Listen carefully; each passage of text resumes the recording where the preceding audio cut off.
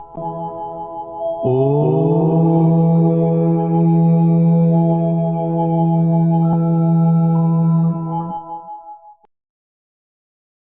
शांति। परिवर्तन की प्रक्रिया कहां से आरंभ करें और कैसे आरंभ करें? कौन सी बातें हैं जो हमारी परिवर्तन की क्रिया में विशेष प्रभाव डालती है? इस विषय पर अगर हम देखें तो जैसे परिवर्तन की प्रक्रिया भीतर से आरंभ करनी है, क्योंकि भीतर की बातों के ऊपर हमारा कंट्रोल है। हमारी विचारधारा, हमारी वैल्यू सिस्टम, हमारी भावनाएं, हमारी इमोशंस, हमारा व्यवहार, हमारे कर्म, उसके ऊपर हमारे कंट्रोल है। बाहर की बातों के ऊपर हमारा कंट्रोल नहीं है और इसीलिए वो परिस्थिति हमारी मन की स्थिति को न चलाए, लेकिन हमारी मन की स्थिति इतनी पावरफुल हो कि कैसी भी परिस्थिति हो, उस परिस्थिति में हम अपने आप को सही रूप से चला सके। उसकी प्रक्रिया को देखें कि कैसे ये भीतर के मैकेनिज्म्स कार्य करते हैं। तो कोई भी परिवर्तन आरंभ होता है मन की स्थिति को परिवर्तन करने के लिए। हमारे विचार शक्ति जो है वो विशेष रोल बजाता है। कॉन्शियसनेस जिसको कहा मन की स्थिति, वो कॉन्शियसनेस कैसे बनती है? तो जिस क्वालिटी के हमारे विचार होते हैं वैसी हमारी मन की स्थिति बनती है।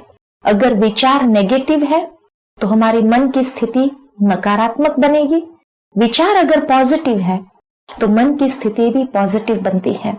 परंतु ये विचार की उत्पत्ति कहां से होती है? ये विचारों की उत्पत्ति हमारे मन के अंदर जो भी परिस्थिति या जो कुछ भी हम देखते हैं, सुनते हैं, समझते हैं, पढ़ते हैं, वो सब कुछ रिकॉर्ड हो जाता है हमारी स्मृति के अंदर और स्मृति से फिर विचार उत्पन्न होते हैं। मिसाल के रूप में जैसे कंप्यूटर के अंदर कोई भी इंफॉर्मेशन हम फीड करते हैं तो वो इंफॉर्मेशन मेमोरी में जाकर स्टोर हो जाता है और जब हमें वो इंफॉर्मेशन चाहिए तो वो कीज को प्रेस करते हैं तो इंफॉर्मेशन स्क्रीन के ऊपर आ जाता है। ठीक उसी प्रकार ह्यूमन कंप्यूटर भी चलता है। जो कुछ हमने पढ़ा या सुना या देखा, समझा, वो जाकर के हमारी स्मृति में रिकॉर्ड होता है और वहां से जैसा समय, जैसी बातें आती हैं, वैसे वैसे वो विचार के रूप से मन की स्थिति के अंदर वैसी वैसी भावनाओं को उत्पन्न करता है। एक उदाहरण अगर दे कि एक बार हम बाजार गए थे। बाजार में हमने देखा कि एक बुजुर्ग व्यक्ति बहुत शांति से रास्ते के किनारे पर चल रहे थे। अचानक एक गली से कुत्ता निकला और वहां से आकर के उसने उस बुजुर्ग व्यक्ति को पैरों से काट दिया और इतना जोर से काटा कि वो व्यक्ति गिर गया, चिल्लाने लगा। लोग इकट्ठे हो गए और वो कुत्ते को किसी ने अलग किया। वो बुजुर्ग व्यक्ति को उठा करके एक रिक्शा बुला करके हॉस्पिटल में लेके गए, जहां पर उनको सारी ट्रीटमेंट लेनी पड़ी और वो कुत्ते को इस प्रकार से रखा था कि किसी और को न काटे और फिर म्युनिसिपैलिटी वाले को बुला करके वो कुत्ते को रवाना किया। अब ये सारा दृश्य मैंने देखा, परंतु मेरा कोई भी कनेक्शन कहां भी नहीं था, इसीलिए हम अपने रास्ते पर चल रहे थे। परंतु जो कुछ भी मैंने देखा वो मेरी स्मृति में जाकर के रिकॉर्ड हो गया। कुछ दिन के बाद हम फिर से कहीं बाहर जा रहे थे। अचानक पीछे से आवाज सुनाई दी। जब मुड़ करके देखा तो देखा कि एक कुत्ता मेरे पीछे चल रहा था। अब क्या होता है कि जैसे ही मैंने कुत्ते को देखा मेरे पीछे चल रहा है, तुरंत मेरे मन के अंदर क्या विचार उत्पन्न होते हैं, कहीं ये मुझे काटे नहीं। और इस विचार से या जैसे ये ख्याल मन के अंदर आया, मेरी मन की स्थिति में भय उत्पन्न हो गया। वो भय के कारण या तो मैं भागने लगूंगी और जैसे मैं भागती हूं कुत्ता भी मेरे पीछे भागता है, या तो मैं कोई पत्थर उठा करके या कोई लकड़ी उठा करके उस कुत्ते को हटाने की कोशिश करती हूं और कैसे भी करके चलो मैंने मैनेज किया उस कुत्ते को हटाने के लिए, लेकिन अब मेरी भावनाएं कुत्ते के प्रति बदल गई। उसके पहले कितनी बार कुत्ते मेरे पीछे चले होंगे, मेरा कभी ध्यान भी नहीं गया, मेरे कभी ख्याल में भी नहीं आया। लेकिन अब जब मैं कुत्ते को देखती हूं, तुरंत मेरे मन की स्थिति में भय उत्पन्न हो जाता है। और जैसी मन की स्थिति होती है वैसी ही मनोवृत्ति बनती है, अर्थात जैसा कॉन्शियसनेस वैसी ही एटीट्यूड्स बनती है। वो एटीट्यूड्स अब कुत्ते के प्रति बदल गई, जबकि मैं जानती हूं कुत्ते के अंदर अनेक गुण है, इतना वफादार है, लॉयल है, इतना ऑनेस्ट है, इतना लविंग है, इतना कोऑपरेटिव है, सब कुछ है। लेकिन एक बात जो मैंने उसकी देखी, जिस कारण मेरी मन की मनोवृत्ति में उसके प्रति अलग भावनाएं जागृत हो गई, मेरे एटीट्यूड्स कुत्ते के प्रति बदल गए।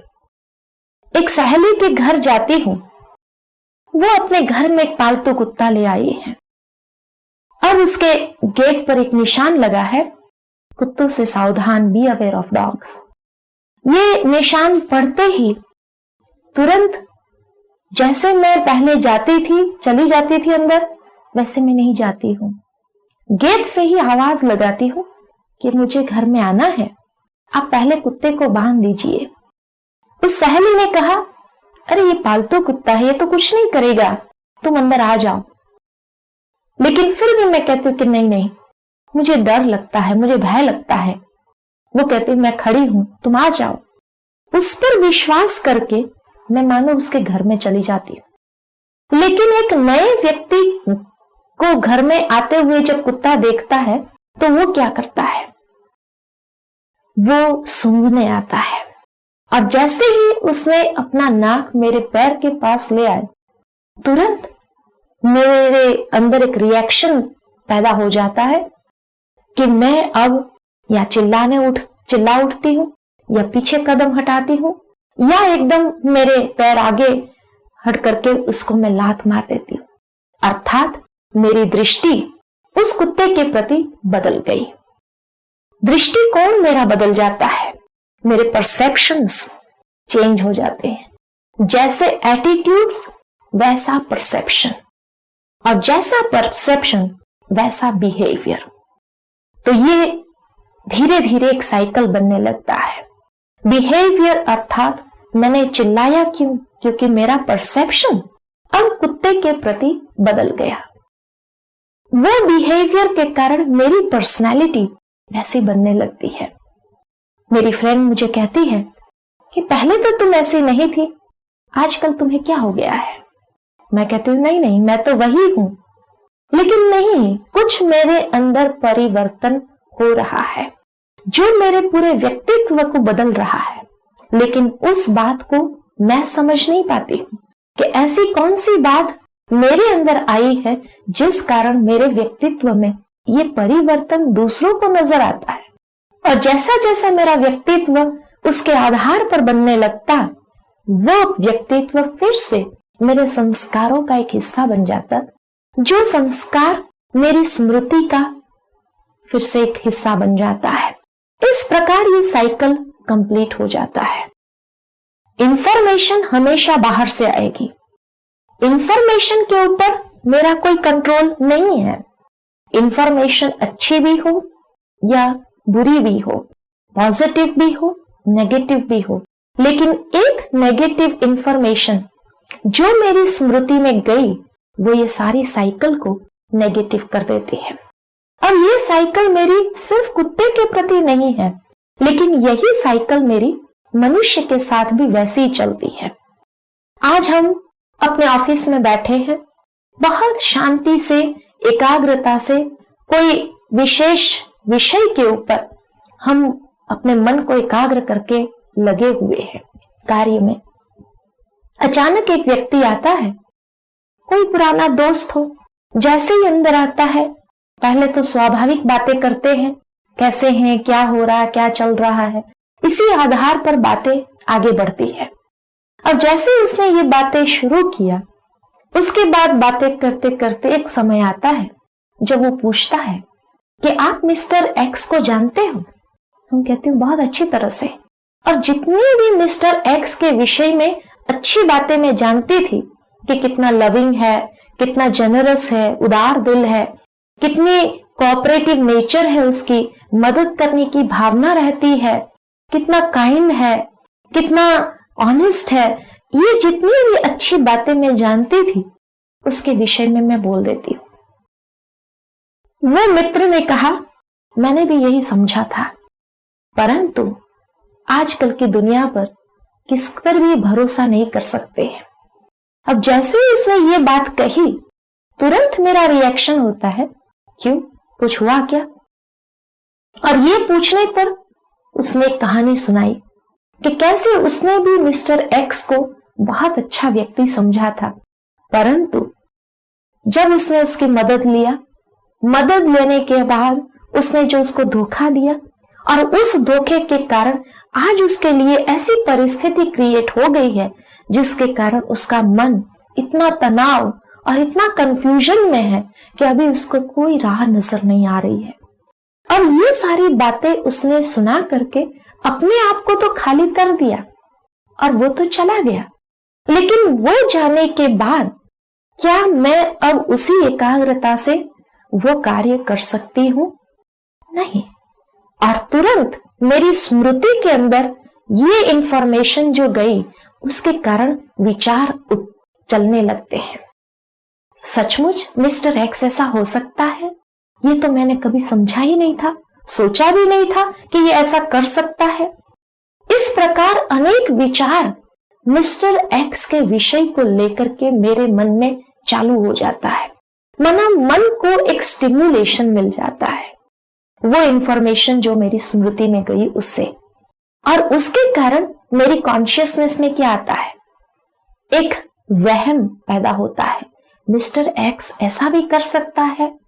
और मैं अपनी स्मृति से हर पिछले इंसिडेंट को खोदना आरंभ कर देती हूं कि जब जब मिस्टर एक्स ने समझो मेरे साथ कोई ऐसा पेक्यूलियर बिहेवियर किया था, उसको याद करते हुए मैं सोचती हूं हो सकता है उस वक्त उसका वही आशय हो या वही उद्देश्य हो, परंतु शायद वो मेरे साथ ऐसा कर नहीं सका।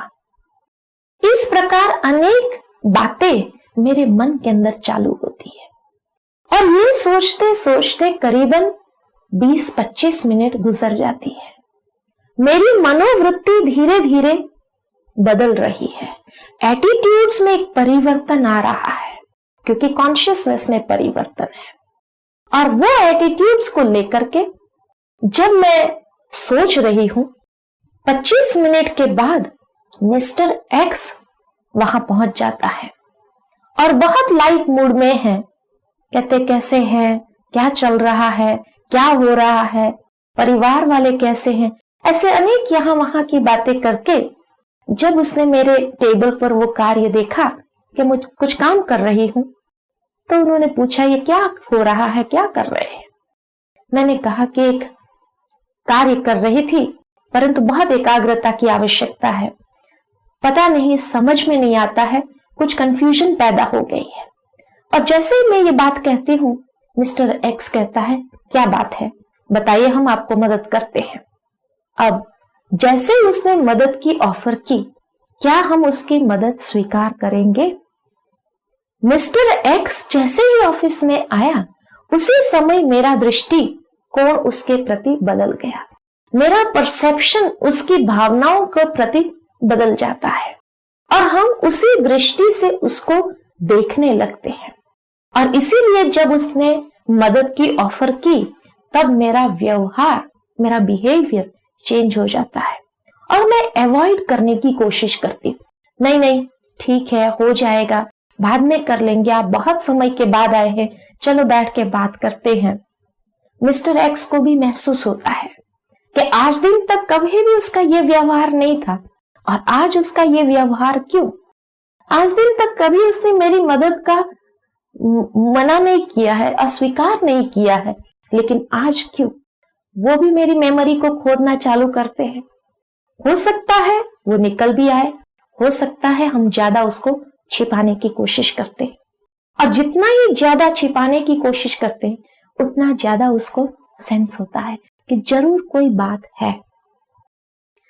वो मुझे कहते हैं आप बदल गए हैं, आप पहले जैसे नहीं रहे, कुछ फर्क आ गया है। मैं कहती हूँ नहीं नहीं, मैं तो वही हूं।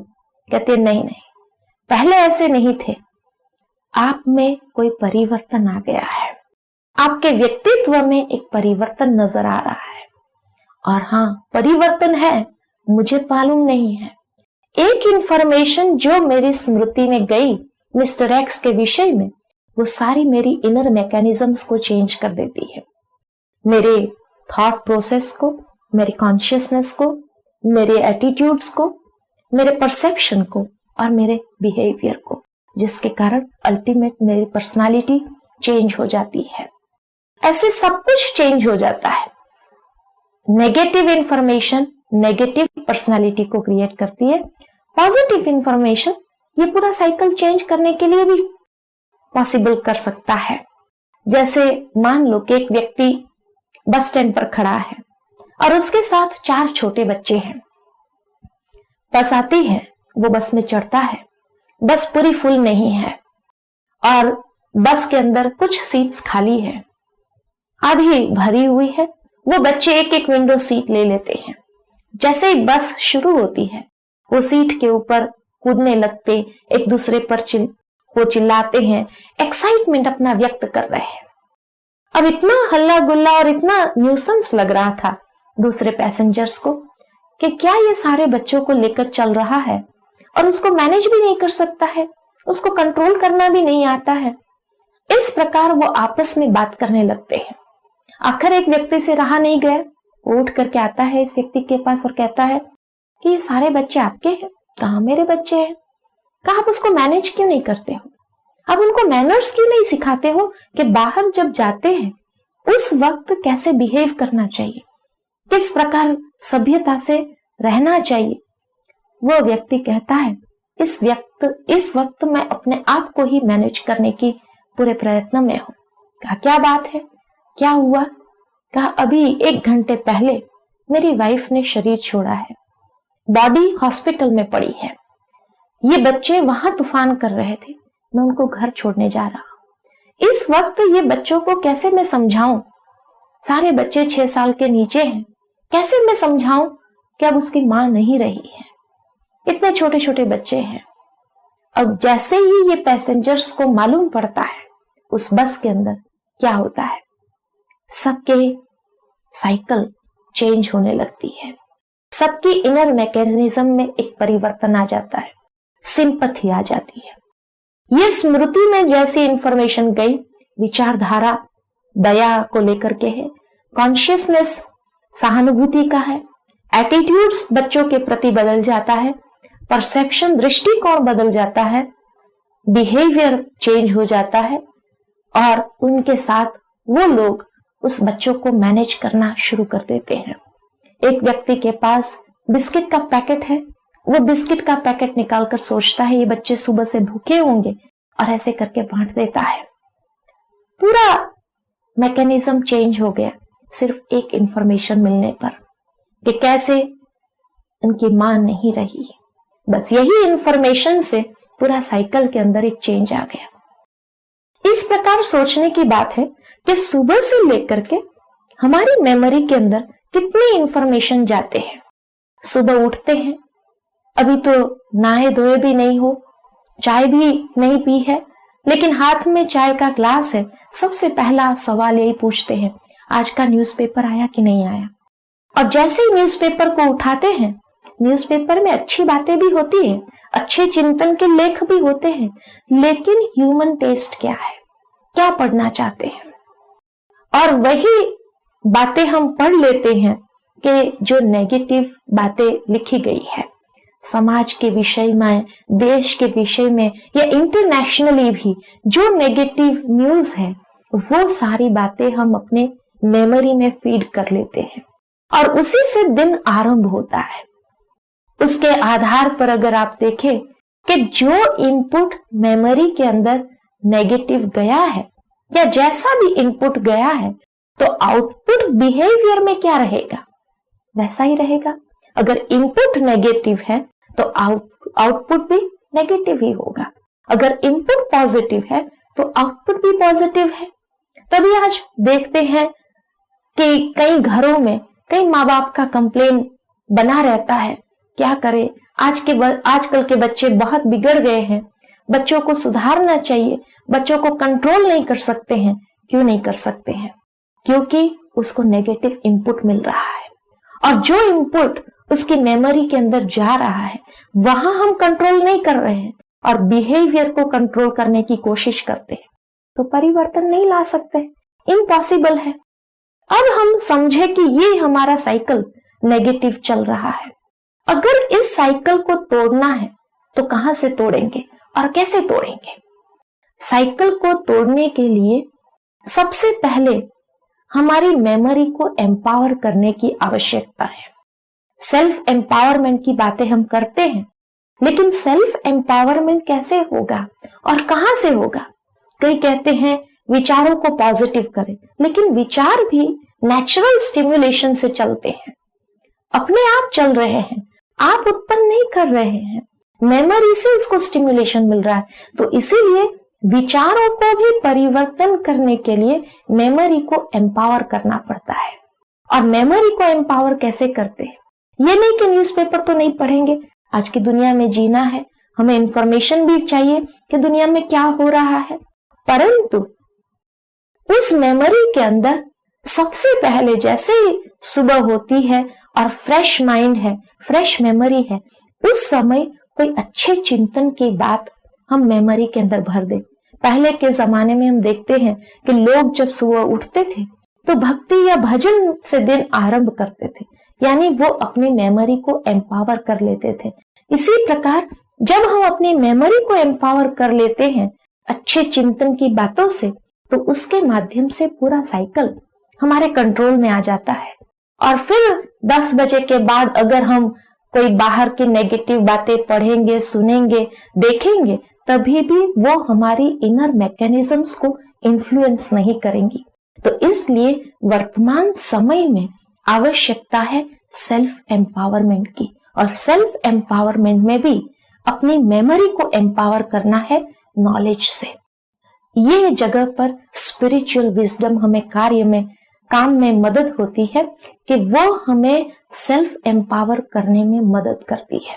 सुबह सुबह अगर spiritual understanding, spiritual wisdom memory के अंदर फीड हो जाए तो वो मेमोरी पावरफुल हो जाती है, और उसी से ही साइकिल पॉजिटिव पावरफुल रहेगी।